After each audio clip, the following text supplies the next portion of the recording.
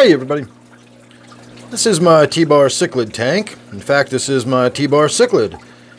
And we're going to have a look at this tank for just a few minutes while I chat about my tank heater that you can see hanging in the back there. Not long ago, I was doing some work on this tank and I noticed the water temperature in here was really high. It felt like bath water. If you're wondering what all that activity is right there, that is my pleco. It's a sail fin pleco. You can see that front of its nose sticking out right there. That's what that dark rounded area is. So, not long before that, I had made an adjustment to the heater in the back. I had turned it up a couple of notches, and then I was going to come back and check and see how much I raised the temperature. And I never got around to coming back and checking. And several days, even maybe a week had gone by before I noticed that the tank was really warm when I was feeding it. And I found it a little hard to believe that I just hadn't noticed that the temperature had increased from a week prior. I stick my fingers in the tank every day when I feed. I swirl the food around to make sure it breaks the surface tension and swirls down into the water column. And I do that with every feeding. So how could I have gotten that warm? And when I checked the temperature in the tank was 87.4. It was almost 88 degrees. Really, really warm water in the tank. And so I thought maybe something was going on with the heater. And I turned it down. And I came back and I checked and everything was fine. The next couple of days, everything was okay. And last night when I fed the tank, I noticed that the tank was really warm again. And so I checked the temperature and it was 84 degrees. Not quite as warm, but way warmer than I have it set at. I like to keep my tanks around 77, maybe 78 degrees, somewhere in that neighborhood. They don't need to be really warm. When they're really warm like that, you lose a lot of water to evaporation. You encourage bacterial growth. There's just a lot of reasons you don't need to keep your tank that warm.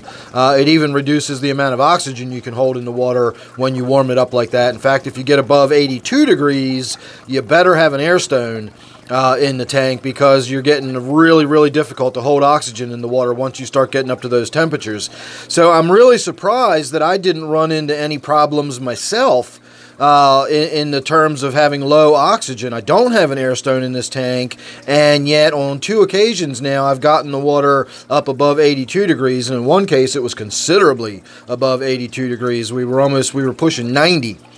So I went ahead and unplugged the heater yesterday. I said something's got to be going on. If I haven't touched the heater and now we're suddenly back up to 84 degrees. I haven't seen it lit. Now, having said that, I don't spend a ton of time in here. It's not like I spend hours a day in here looking at the heater, but I have been kind of glancing at it as I walk past, or I walk past another part of the basement. I stick my head in the room, and I have not seen the light on for any significant length of time. In fact, I've been kind of waiting to see if it pops on during this video. Of course, now I'm just remembering I just got done saying I unplugged it, so I've been standing here waiting to see if an unplugged heater was going to come on while I was talking. But that was just it. I was wondering what was going on with the heater. Is it something to do with that? So I unplugged the heater last night, and when I checked the tank temperature this morning, it was 74 degrees, which is about where the other unheated tanks in this room sit. My tank, that is my waterfall tank, was a couple degrees cooler than that, but it also sits a lot closer to the floor. And it does not sit sandwiched between 2 other heated tanks. So again, that makes sense that it was a couple of degrees cooler than this tank. So I was satisfied that we had come all the way down to just basically room temperature.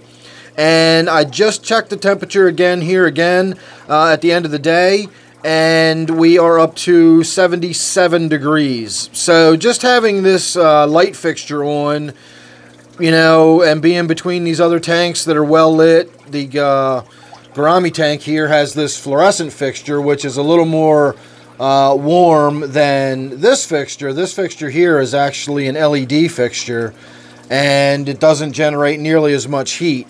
And the fixtures that are on my Black Ghost Knifefish tank, these are both high output T5 fixtures, and these actually generate a lot of heat. I seldom see the heater in this tank come on. Generally only when I'm doing a water change. If I'm putting cooler water back in the tank, will I see the heater in this tank come on, because these lights keep the tank warm enough that it keeps me in the mid to upper 70s, which is where I want my tanks to sit anyway. So I'm going to chalk this tank up to just having a bad heater in it, and apparently it was an intermittent thing. I was always under the impression that if a heater was going to go bad, one of two things would happen. Either it would just stop working altogether and would not come on at all, or it would just click on and stay on and would not turn off. The idea that it's coming on and still going back off, but it's still running my temperature up way more than it should, indicates either a broken thermostat maybe. I'm not sure what's going on. I'm not sure why it would do that. Again, I hear the horror stories of the heater came on and I didn't notice until my tank was 95 degrees and all the fish were floating.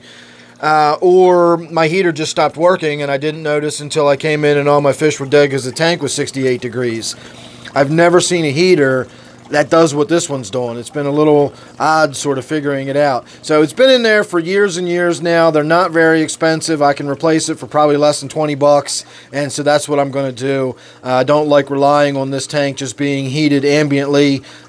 There are tropical fish in this tank, so I really do need to make sure the temperature stays above 75, and being in my basement in the wintertime, it's possible that at night my temperatures could drop down into the low 70s or something like that. As I said when I came in this morning, it was 74, which is acceptable, but it's the very, very low end of acceptable. So I am going to order another heater for this tank, and I'll get it in there within a couple of days, and hopefully I'll get years of use out of the new one.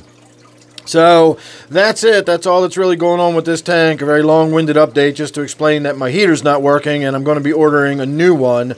But you got to look at some of my tanks for a few minutes and see some pretty fish swimming around while I rambled on. And now I'm going to get on with the rest of my evening. So thanks for watching. Make sure you're subscribed. I'm going to leave you with the last brief look here at my angelfish that's in my gourami tank. This is my most impressive angelfish, even though it was a little $3 mixed veil from the PetSmart that I bought as a little tiny wee thing about the size of a dime, and now it's just the most magnificent angelfish I've got. It's amazing.